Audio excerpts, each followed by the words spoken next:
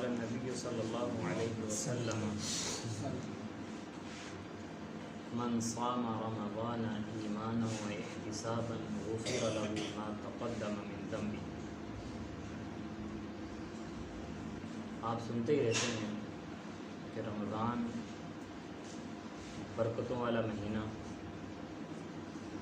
رحمتوں والا مہینہ، اپنے آپ کو اللہ کی مغفرت میں لپیٹ دینے والا مہینہ۔ اللہ رب العزت کا فرمان ہے، ہم نے روزے اس لیے تم پر فرض کیے ہیں تاکہ تم متقی بن جاؤ۔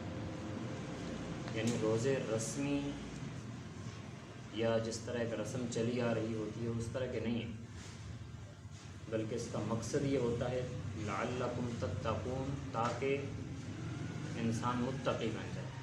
صحیح مسلم کی ایک روایت ہے کہ نبی صلی اللہ علیہ وسلم نے اپنے صحابہ کو مخاطب کر کے فرمایا تھا، قد جاءکم شہر رمضان، تمہارے پاس ایک شہر رمضان، رمضان المبارک کا مہینہ آنے لگا ہے۔ اس میں جنت کے سارے دروازے کھول دیے جاتے ہیں اور جہنم کے سارے دروازے بند کر دیے جاتے ہیں، اور سرکش شیاطین کو جکڑ لیا جاتا ہے۔ اس کے اندر ایک ایسی رات ہے جو 1000 مہینوں سے افضل ہے۔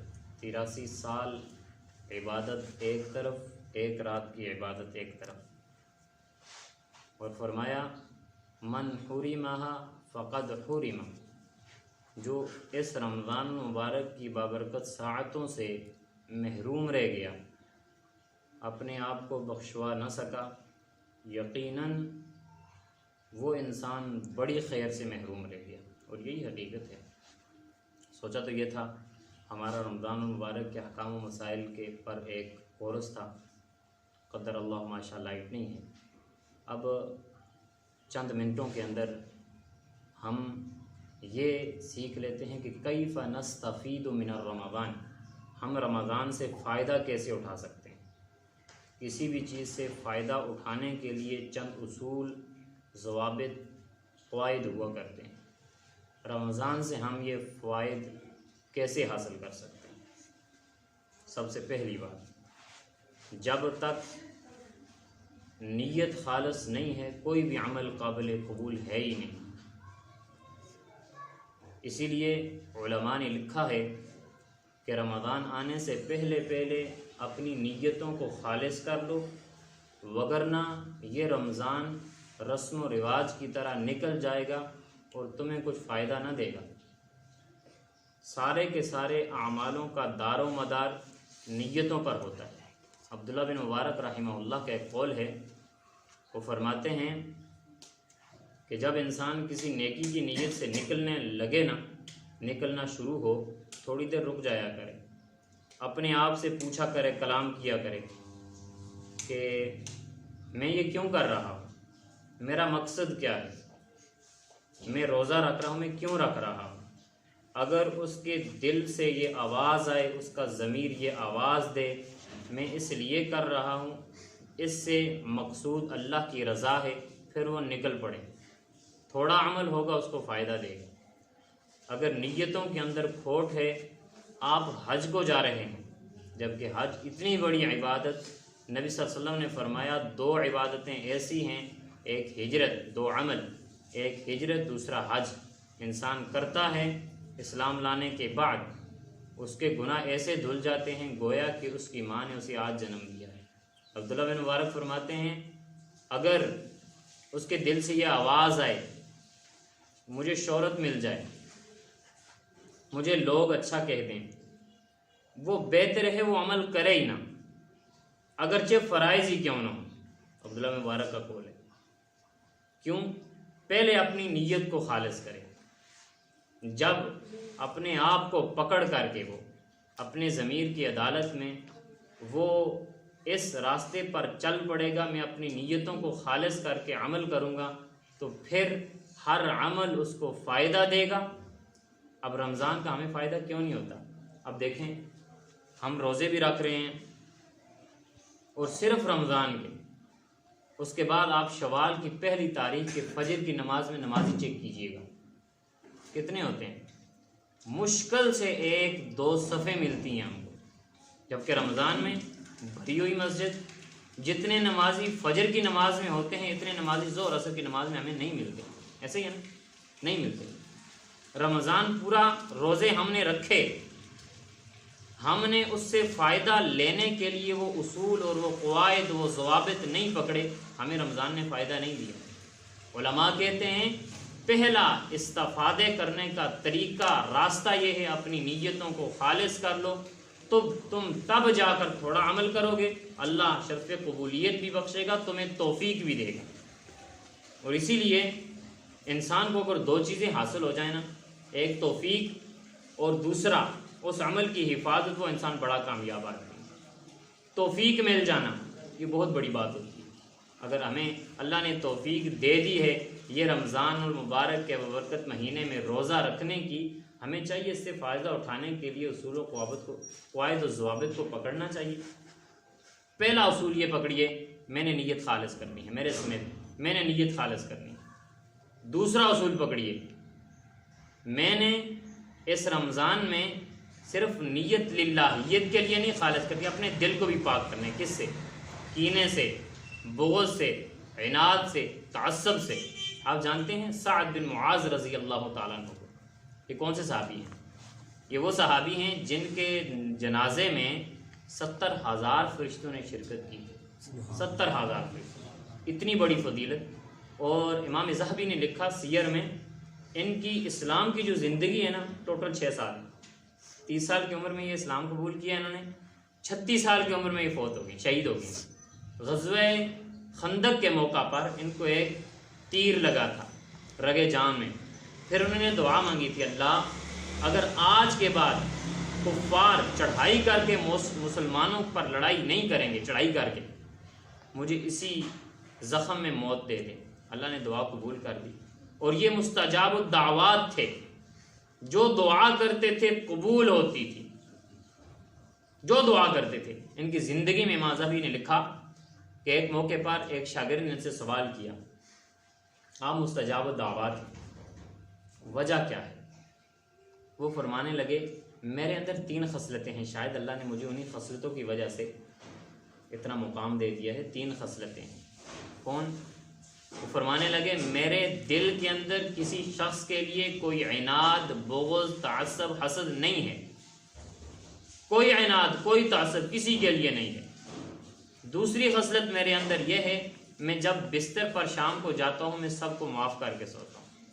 اتنی بڑی، اپنے دل کو جس نے پاک نہ کیا، وہ فضیل بن عیاض رحمہ اللہ سے کسی نے پوچھا کہ ہمارے اسلاف جو تھے ان کی زبان میں اتنی تاثیر کیوں تھی، وہ عمل تھوڑا کرتے تھے، اللہ رب العزت نے ان کو ملک کے طول و عرض میں اتنی پذیرائی دی کہ آج ہر گھر میں ہر گلی میں ان کا نام لیا جاتا ہے، ان کو ایک رول ماڈل کے طور پر پیش کیا جاتا ہے مسلمانوں کے ہاں، سب ان کے لیے دعائیں کرتے ہیں، نام لے کر دعائیں کرتے ہیں۔ وجہ کیا ہے؟ وہ فرمانے لگے روزے وہ بھی رکھتے تھے، روزے ہم بھی رکھتے ہیں، ایسے ہی ہے، نمازیں وہ بھی پڑھتے تھے، نمازیں ہم بھی پڑھتے ہیں، ایسے ہی ہے۔ وہ فرمانے لگے وہ روزوں کے ساتھ روزوں سے استفادہ کرتے تھے، نمازوں سے استفادہ کرتے تھے، وہ استفادہ لے، وہ اس سے جو نماز پڑھی ہے اسے کام میں نماز پڑھی ہے، نماز کا مقصد قرآن و حدیث میں یہ بیان ہوا ہے، ان الصلاۃ تنہا عن الفحشاء والمنکر۔ میں یہ سمجھتا ہوں اس شخص کی وہ نماز ہی نہیں ہے جو ساتھ نماز بھی چھڑ پڑے، ساتھ بے حیائی کے کام بھی کرے، اس کی نماز نے اس کو فائدہ نہیں دیا ہے۔ فضیل بن عیاض فرماتے ہیں وہ اپنے دلوں کو پاک کرتے تھے، روزہ رکھا ہے اس کے فلسفے سے فائدہ اٹھاتے ہوئے روزہ کیوں رکھ رہا، اپنے دلوں کو پاک کرنا ہے۔ عبداللہ بن مسعود رحمہ اللہ رضی اللہ تعالیٰ عنہ کا قول ہے، وہ فرماتے ہیں ہمارے ساتھی صحابہ اکرام رضوان اللہ علیہم اجمعین وہ عمل قلیل کرتے تھے، اجر کثیر حاصل کرتے تھے۔ وجہ کیا تھی؟ دل بڑے صاف۔ عبداللہ بن مسعود رضی اللہ تعالیٰ عنہ کا قول ہے، وہ فرماتے ہیں ان سے پوچھا گیا آپ رمضان کے استقبال کیسے کرتے ہیں؟ وہ فرمانے لگے کوئی صحابی ہم میں سے ایسا نہیں ہوتا تھا رمضان آتا اور اس کے دل میں کسی کے لیے کوئی بغض، کوئی عناد، کوئی تعصب ہوتا، ایسا نہیں ہوتا تھا۔ یہی رمضان سے استفادہ کرنا ہے، پہلی چیز للہیت اخلاص، دوسری چیز لوگوں کے لیے اپنے دلوں کو صاف کر لیجیے، کیونکہ حقوق العباد کا معاملہ بڑا سخت معاملہ ہے۔ وہ صحیح مسلم کی حدیث ہے، آپ بار سن چکے ہوں گے، صحیح مسلم کی حدیث ہے کہ حضرت ابو ہریرہ رضی اللہ تعالیٰ عنہ فرماتے ہیں کہ نبی صلی اللہ علیہ وسلم نے ایک موقع پر اپنے یاروں سے سوال کیا، صحابہ کرام رضوان اللہ علیہم اجمعین سے، اتدرون ما المفلس، کیا تم غریب ترین آدمی کو جانتے ہو؟ صحابہ نے فرمایا من لا درہم لہ ولا متاع، اللہ کے رسول صلی اللہ علیہ وسلم جس کے پاس مال پیسہ درہم گالی بنگڑا مکان یہ نہ ہو، مفلس آدمی جس طرح ہمارے ہاں؟ فرمایا نہیں، میری امت کا مفلس ترین آدمی وہ ہے کل قیامت کے دن روزے زکوٰۃ حج صدقات سارے عمل لے کے آئے گا، حقوق اللہ میں پورا ہے، ایک انسان آئے گا مجھے اللہ اس نے گالی دی تھی، دوسرا آئے گا مجھے قتل کیا تھا، تیسرا آئے گا مجھے برا بھلا کہا تھا، مجھے مارا تھا، اللہ رب العزت فرشتوں کو کہیں گے ان کی نیکیاں اٹھاؤ اس شخص کی اور تقسیم کرتے جب نیکیاں تقسیم ہو رہی ہیں، نیکیاں ساری ختم، اللہ رب العزت سے وہ کہیں گے اللہ نیکیاں ختم ہوں گی، اللہ فرمائیں گے حکم کریں گے اب ان کے گناہ اٹھاؤ اس بدبخت پر ڈالو ثم طرح فی النار، پھر گھسیٹ کر آگ میں۔ کیا وجہ بنی؟ دل پاک نہیں ہے، حقوق العباد پورے نہیں ہے، حسد ہے، عناد ہے، تعصب ہے، بغض ہے، کینہ ہے، یہ فائدہ نہیں دیں گے۔ رمضان سے فائدہ اٹھانا ہے، اپنے دلوں کو پاک کر لیجئے، آپ کے رشتہ دار ہیں، آپ کے دوست احباب ہیں، اللہ کے لیے معاف کر دیجئے، کسی کے لیے بغض ہے، کسی کے لیے دل میں کینہ ہے، کسی کے لیے حسد ہے، اللہ کے لیے چھوڑ دیجئے، اللہ رب العزت توفیق دے دے گا۔ اس رمضان مبارک کے بابرکت مہینے کی وساطت سے آپ بعد میں نیک بن جائیں گے، یہ توفیق ملنا جانا بڑی بات ہوگا۔ تیسری بات، آپ رمضان سے فائدہ کیسے اٹھا سکتے ہیں؟ آپ کو پتہ ہے رمضان اللہ رب العزت نے فرض کیا، اس کا بڑا مقصد ایک یہ تھا، جو بڑے بڑے 9 مقاصد رمضان کے علماء نے بیان کیے ہیں، اس میں سے ایک بڑا مقصد یہ تھا یہ توبہ کر کے اپنے گناہوں سے پاک ہو جائیں، یہ بڑا مقصد تھا، توبہ کر لیں۔ جس انسان نے پورے رمضان میں روزے بھی رکھے توبہ کی توفیق نہ ملی، اس انسان کو روزوں کا فائدہ نہیں ہے، وہ صرف زبان سے توبہ نہیں، صرف اپنی زبان ہلا دینا اللہ توبہ استغفار، یہ نہیں، اللہ کو یہ نہیں چاہیے۔ توبہ کرنے کی شرائط ہیں 4-5۔ آپ جس گناہ سے توبہ کرنا چاہ رہے ہیں، اگر میں کسی گناہ میں ملوث ہوں، میں اس سے توبہ کرنا چاہ رہا ہوں، میں 2 رکعت میں صحیح اچھی طرح وضو کروں گا، کوئی ایسی جگہ ڈھونڈوں گا جہاں پر مجھے کوئی بھی نہ دیکھ سکے، کتنی سونی عبادت ہے، کوئی ایسی جگہ ڈھونڈوں گا، گھر کا کوئی کمرہ، کوئی ایسا وقت مسجد میں جہاں پر کوئی مجھے دوسرا دیکھ نہ سکے، میں آ کر 2 رکعت نماز پڑھوں گا جس میں خوب خشوع اور خضوع کے ساتھ یہ سمجھوں گا شاید میری آخری نماز ہے، پھر ہاتھ اٹھاؤں گا اللہ کے آگے، اللہ فلاں گناہ کیا تھا، اقرار کروں گا، تیسری شرط اقرار کروں گا، شرمندہ ہوں گا، اللہ کو کہوں گا اللہ تیرے سوا کوئی گناہ معاف کرنے والا نہیں، گناہوں پر مصر نہیں،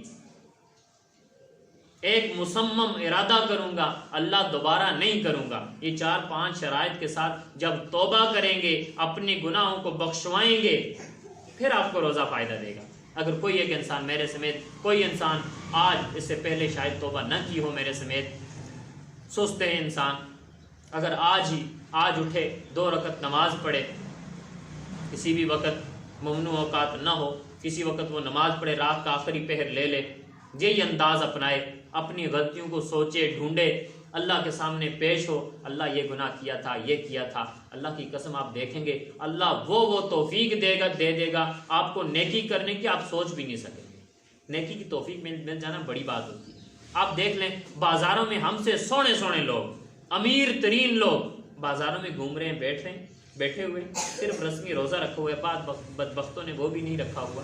ایسے ہی توفیق مل جانا بڑی بات ہے۔ اگر توفیق دے دی اللہ نے، ہمیں چاہیے اس سے فائدہ اٹھائیں، کچھ چیز مل جائے نا اس سے فائدہ اٹھانا چاہیے۔ وہ کہتے ہیں نا اگر عمر انسان کو ملی ہے، بچپن ہم اپنے بچوں کو سمجھاتے ہیں بیٹا ابھی عمر ہے آپ کی، آپ پڑھ لو، اپنی اس عمر سے فائدہ اٹھا لو، کل پھر بڑے ہو جاؤ گے پچھتاؤ گے۔ ایسے ہی ہوتا ہے، بڑے ہو جاؤ گے پچھتاؤ گے. آج ہمیں توفیق مل گئی ہے, ہمیں سمجھ نہیں آتی نا. وہ نبی صلی اللہ علیہ وسلم کی ایک مشہور حدیث آپ نے شاید جمعے میں سنی ہو, وہ 2 صحابی اکٹھے مسلمان ہوتے ہیں, اکٹھے مسلمان ہوئے. ایک اس میں سے زیادہ عبادتیں کرنے والا, زیادہ ریاضتیں کرنے والا, وہ پہلے فوت ہو گیا. دوسرا اس کے مقابلے میں صرف فرضی پر اکتفا کرنے والا. 1 سال بعد وہ فوت ہوا. ایک تیسرے صحابی کو خواب آتی ہے, جو بعد میں فوت ہوا پہلے جنت میں چلا گیا. اللہ کے رسول صلی اللہ علیہ وسلم, میں نے یہ ماجرا دیکھا ہے. فرمایا کیا اس شخص نے اپنی زندگی میں ایک زائد رمضان کو نہیں پایا تھا؟ اب ہماری طرح کوئی ہوتا رمضان گزر جاتا ہے, اسی طرح نمازیں, اسی طرح ہماری روٹین, ہماری زبان, یہ نہیں ہے. نماز اگر رمضان سے استفادہ اٹھانا ہے, تیسری یہ بات ایک عزم مصمم کیجئے, میں نے اپنے گناہوں کو بخشوانا ہے, جو مرضی ہو جائے. بس گناہوں کو بخشوانا ہے, اپنے آپ کو پاک کرنا ہے, اور اس کے بعد ایک ارادہ کرنا ہے میں گناہ نہیں کرنے. بس مجھے زندگی کا پتہ ہی نہیں ہے, پھر آپ کو فائدہ ہوگا. چوتھی بات, اپنا ایک ٹائم ٹیبل بنائیں. آپ کو پتہ ہے کوئی بھی ادارہ اس وقت تک چل نہیں سکتا, کوئی سکول, کوئی کالج اس وقت تک چل نہیں سکتا جب اس کا ٹائم ٹیبل متعین مختص نہیں ہوتا. چل سکتا نہیں چل سکتا. 7 بجے آنا ہے, آپ نے 7 بجے حاضری ہے, 7 بجے سے لے کر 7:45 تک یہ اسمبلی ہے, پہلا پیریڈ 45 منٹ کا ہے, فلاں بجے تک نہیں. اس کے علاوہ اگر ٹائم ٹیبل نہیں ہے, نہیں چل سکتا. ہم اپنی زندگی کو ٹائم ٹیبل کیوں نہیں بناتے؟ ٹائم ٹیبل بنائیں. میں نے اپنے ایک دن کا 1 گھنٹہ قرآن مجید کو دینا ہے, اس میں صرف میں تلاوت کروں گا. اس میں سے 15 منٹ میں مسجد کے قاری صاحب کے پاس بیٹھوں گا. میرے اگر قرآن مجید میں پڑھتا ہوں تلفظ کمزور ہے, میں اپنے تلفظ درست کروں گا. میں 15 منٹ ایسے دوں گا, ترجمے والا قرآن لے کر بیٹھوں گا. میں دیکھوں گا آج ایک سورت مختص کر لوں گا. رمضان میں سورۃ البقرہ کی تلاوت ترجمے کے ساتھ کروں گا, تلاوت الگ کروں گا, ترجمے کے ساتھ کروں گا. میں صبح سحری کے ٹائم تھوڑا پہلے اٹھوں گا, 2 رکعت نماز پڑھوں گا, اٹھ کے دعا کروں گا, کیونکہ سحری کا وقت دعا کی قبولیت کا وقت ہوتا ہے. میں اپنا یہ ٹائم ٹیبل بناؤں گا. بس آپ ٹائم ٹیبل بنائیں. آپ یقین کریں گے ایک آزمودہ نسخہ ہے. آپ ٹائم ٹیبل اگر رمضان میں بنائیں گے نا, وہی ٹائم ٹیبل آپ کی زندگی میں کچھ کمی پیشی کے ساتھ اس کے بعد بھی چلا آئے گا. یاد رکھیں, اللہ رب جو انسان دنیا میں مشغول ہو جاتا ہے نا, یہ کہتا ہے ٹائم ہی نہیں ملتا, ٹائم ہی نہیں ہمارے پاس, کیا کریں. نماز پڑھنے کا ٹائم بس صرف فرض پڑھتے ہیں, بس نکل جاتے ہیں, ٹائم ہی نہیں ہے. جو انسان دنیا میں مشغول ہو جاتا ہے, اللہ کی عبادت نہیں کرتا, اللہ کی عبادت سے پرے ہو جاتا ہے, پھر اللہ رب العزت اس کو مزید پھنسا دیتے ہیں. جو انسان اپنا ٹائم نکالتا ہے اللہ کے لیے مشغولیت کے وقت, اللہ رب العزت پھر اس کو کیا کرتے ہیں, مزید ٹائم دیتے ہیں. اقترب للناس حسابهم وهم فی غفلۃ معرضون, اعراض کیے ہوئے ہیں. اللہ فرماتے ہیں کہ حساب کا لوگوں کے وقت کا قریب آ چکا ہے, وہ اعراض کیے ہوئے ہیں.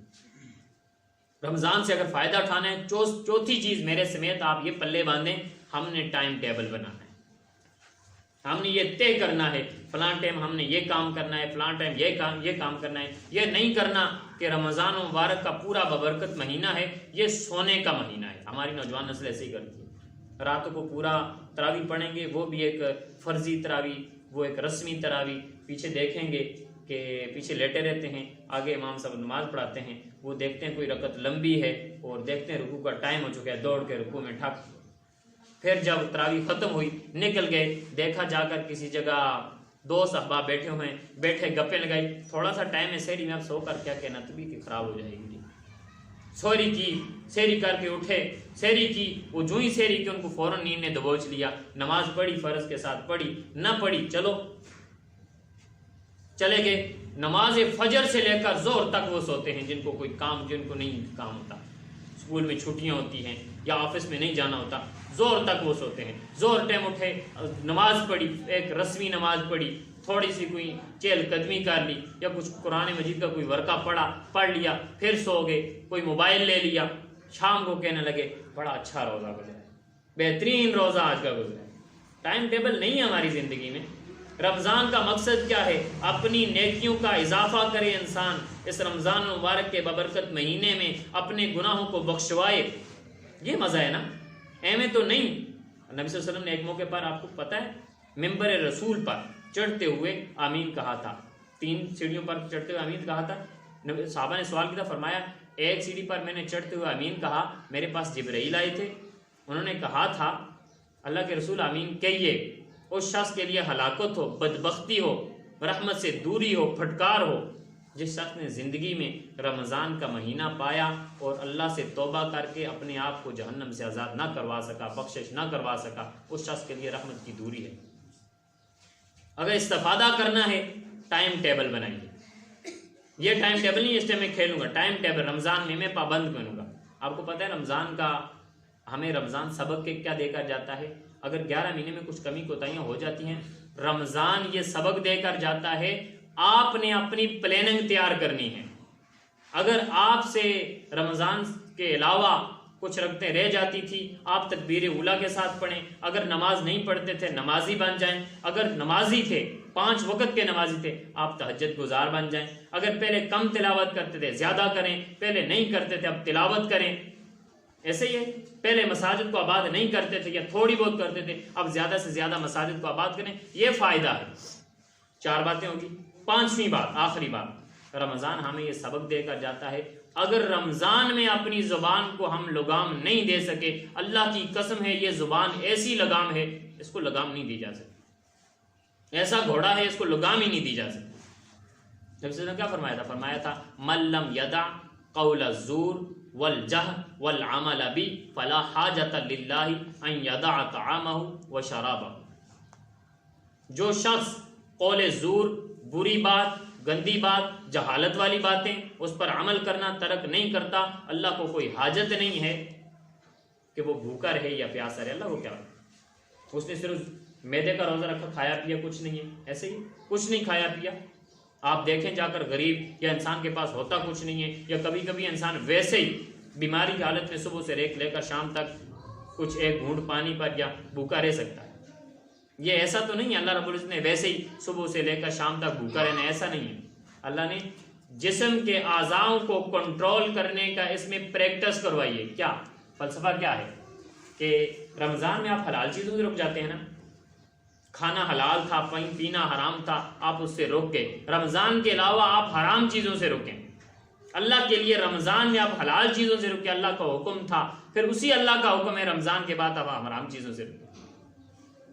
اگر جو انسان زبان کو لگام نہیں دے سکتا، اس کی گال بھی اسی طرح چلتی ہے، اس کا جھوٹ بھی اسی طرح چلتا ہے، اس کی غیبتیں بھی اسی طرح چلتی ہیں، اس کی زبان کی اسی طرح تیزی چلتی ہے، رمضان اس کو کوئی روک نہیں سکا. یہ رمضان کے بعد بھی یہ زبان رکنے والی نہیں ہوتی. وہ کہتے ہیں نا زبان ایک ایسا ہتھیار ہے یا دلوں میں اتار دیتا ہے یا دلوں سے اتار دیتا ہے. اور نبی صلی اللہ علیہ وسلم نے فرمایا مجھے 2 چیزوں کی اگر تم ضمانت دے دو نا میں تمہیں جنت کی ضمانت دیتا ہوں. صرف 2 چیزیں، ایک زبان ہے، فرمایا تم مجھے زبان کی جو ہے ایک ضمانت دے دو، ایک شرمگاہ ہے، مجھے اس کی ضمانت دے دو، میں تمہیں جنت کی بشارت دیتا ہوں، تم جنتی ہو جاؤ. فرائض پڑھو، اس کے علاوہ یہ 2 چیزیں. اب رمضان مبارک کے بابرکت مہینے میں اگر روزوں سے فائدہ اٹھانا ہے، دیکھیں بار بار اپنے آپ کو جھنجھوڑیں، پکڑیں میری زبان کہاں استعمال ہوگی. نبی صلی اللہ علیہ وسلم نے فرمایا تھا من صامت نجا، جو خاموش ہو گیا وہ کامیاب ہو گیا، جو خاموش رہا وہ کامیاب ہے. جو جتنا زیادہ بولتا ہے، جتنا زیادہ بکتا ہے یا بکواس کرتا ہے، فرشتے تو لکھ رہے ہیں نا، اللہ رب العزت کو بھی پتا ہے ہر قول کے بدلے میں اللہ پوچھے گا. اگر رمضان سے فائدہ اٹھانا ہے، آخری بات آپ اور میں اپنی زبان کو لگام دیں. زبان اگر کچھ الفاظ نکلیں بھی ذکر الہی سے نکلیں. آپ سبحان اللہ الحمدللہ یہ کہیں، فضول میں نہ بولیں. اور جب آپ پورا مہینہ یہ پریکٹس کریں گے نا، اللہ کی قسم آپ ایک ایسے انسان بن جائیں گے جس کو بڑا میچور آدمی ہے، بڑا سمجھدار آدمی ہے، مطلب پر بولتا ہے وغیرہ نہیں بولتا. آپ دیکھیں معاشرے میں اس انسان کی بڑی رسپیکٹ، بڑی عزت ہوتی ہے جو صرف کام کی بات کرتا ہے، کام کے علاوہ ٹانگ نہیں اڑاتا، باتیں نہیں کرتا. شور و غل کرنے والا، ہمیشہ گالم گلوچ کرنے والا، زبان کی تیزی والا، چغلیاں کرنے والا، غیبتیں کرنے والا، اس کی معاشرے میں بھی کوئی عزت نہیں ہوتی. اس لیے میرے بھائیوں، میرے محترموں، آج کا اگر ہم یہاں پر کچھ لوگ بیٹھے ہیں میرے سمیت، آپ سب یہ طے کریں کہ ہم رمضان سے فائدہ اٹھائیں گے، اور فائدہ اٹھانے کے لیے ان 5 راستوں کا انتخاب کریں گے. ایک تو یہ اپنی نیتوں کو خالص کریں گے، اپنے دلوں کو پاک کریں گے، توبہ اور استغفار کریں گے، اس رمضان کو ویسے نہیں جانے دیں گے، ایک ٹائم ٹیبل اور پلاننگ بنائیں گے، اور آخری بات آپ اپنی زبان کو کنٹرول کریں گے۔ جب ان ساری باتوں پر آپ کا عمل ہو جائے گا انشاءاللہ پھر میرے آنے کا بھی فائدہ ہے، آپ کے بیٹھنے کا بھی فائدہ ہے، اور سب سے بڑھ کر رمضان کا ہمیں سب سے بڑا فائدہ ہے۔ اللہ سے دعا ہے سمجھنے اور عمل کرنے کی توفیق عطا فرمائے۔ وآخر دعوانا ان الحمدللہ۔